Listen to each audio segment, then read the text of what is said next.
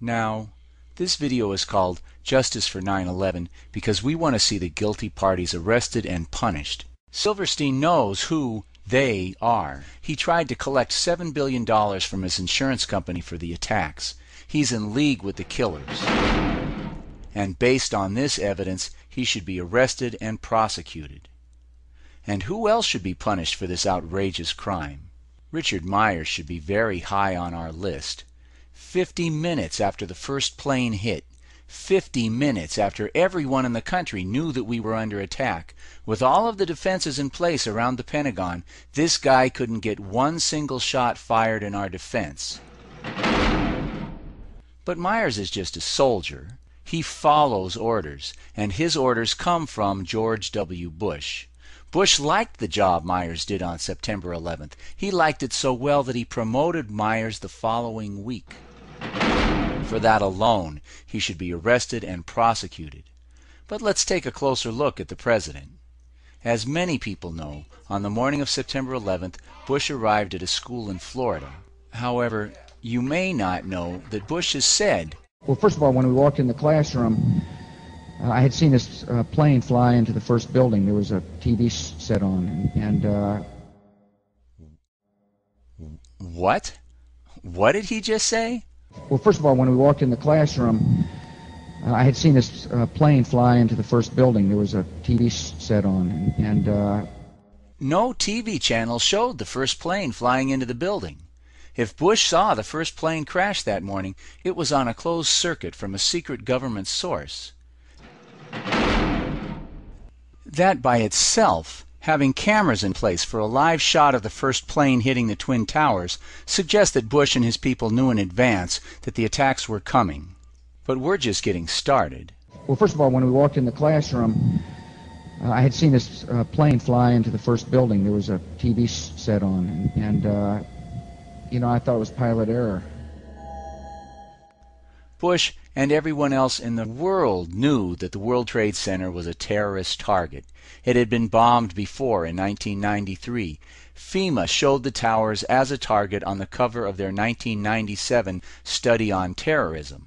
The Justice Department showed the towers as a target on the cover of their manual distributed to local police in the year 2000. For 2 years, the Pentagon had been running drills in which the towers and the Pentagon were targets of hijacked planes. And on August 6th, 36 days before the September 11th attacks, Bush was given a briefing from a CIA memo on the threat of terrorist attacks. I believe the title was Bin Laden Determined to Attack Inside the United States.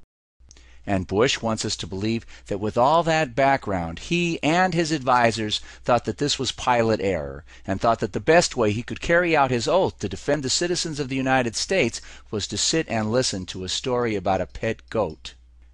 After the second plane struck, Bush's chief of staff walked in and told him that the country was under attack. And Bush continued to sit there as his people begged for rescue. If you believe his story, this shows the grossest criminal negligence for which he and his entire staff should be arrested and prosecuted. Secretary Rice also pleaded innocent by reason of stupidity. And I said no one could have imagined them taking a plane, slamming it into the Pentagon, I'm paraphrasing now, into the World Trade Center, using planes as a missile. But she and President Bush are clearly lying. Let's present this one point again. As late as June 2001, 3 months before the attacks, the Pentagon conducted drills in which they pretended that hijacked airliners were being crashed into the World Trade Center and the Pentagon. They knew.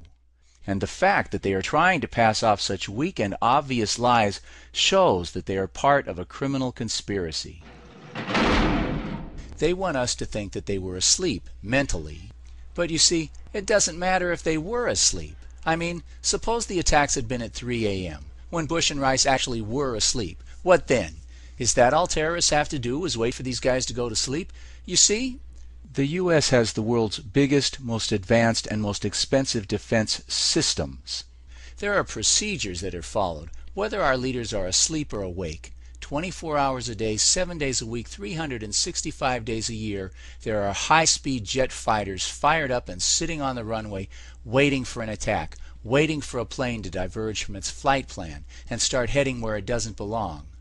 This happens about 100 times a year. These planes have to take off and catch somebody who's wandered into the wrong place. These standard procedures should have stopped the attacks on the World Trade Center, and the planes at Andrews Air Force Base would have taken 8 seconds to reach the Pentagon. Again, they didn't need orders from the President or the National Security Advisor to do it.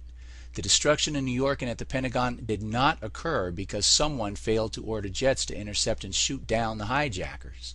Someone gave an order not to shoot, or else no doubt there would have been shots fired. The question is, who gave the order?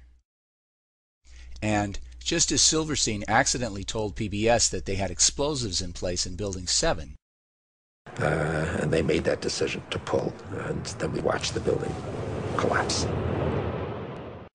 Norman Mineta, the Secretary of Transportation, accidentally told the 9/11 Commission who gave the order not to attempt to intercept or shoot down the planes. Mineta testified that at 9:28 he was in a bunker under the White House with Vice President Cheney. There was a young man who would come in and say to the Vice President, the plane is 50 miles out, the plane is 30 miles out. And when it got down to the plane is 10 miles out, the young man also said to the Vice President, do the orders still stand? And the Vice President turned and whipped his neck around and said, of course the orders still stand. Have you heard anything to the contrary? Cheney said, the order still stands, and a few moments later a plane smashed into the Pentagon.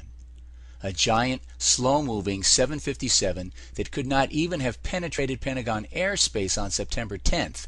On September 11th, not only penetrated Pentagon airspace but crashed into the Pentagon.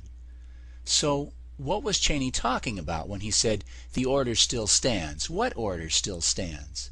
Obviously, with all the vast defenses in place to protect the Pentagon, if it was an order to shoot, the plane would have been shot down, no?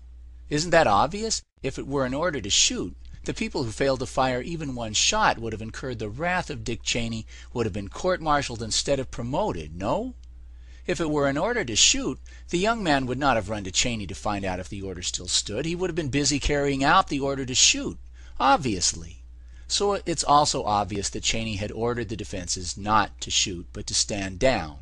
He had ordered no shots to be fired. No wonder the young officer couldn't believe it. Can you believe it?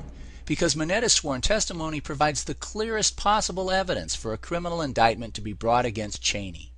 And this indictment must be brought against him and the rest of these criminals before they kill again. If we don't stop them, I'm afraid, we will deserve what we get. These criminals have already been shown to have used anthrax, biological weapons from military stockpiles, against American citizens, including U.S. senators. What this article says is that the anthrax which killed secretaries in Senator Daschle's offices matches exactly the DNA of the anthrax manufactured by the U.S. military. Both samples had to have come from the exact same cow. They've already been shown to be studying methods for delivering these weapons massively against the American people. Please, for your own sake, for the sake of your children and grandchildren, sign this petition. Take it and circulate it and return it to us. It may already be too late to stop them, but it's way too early to quit trying.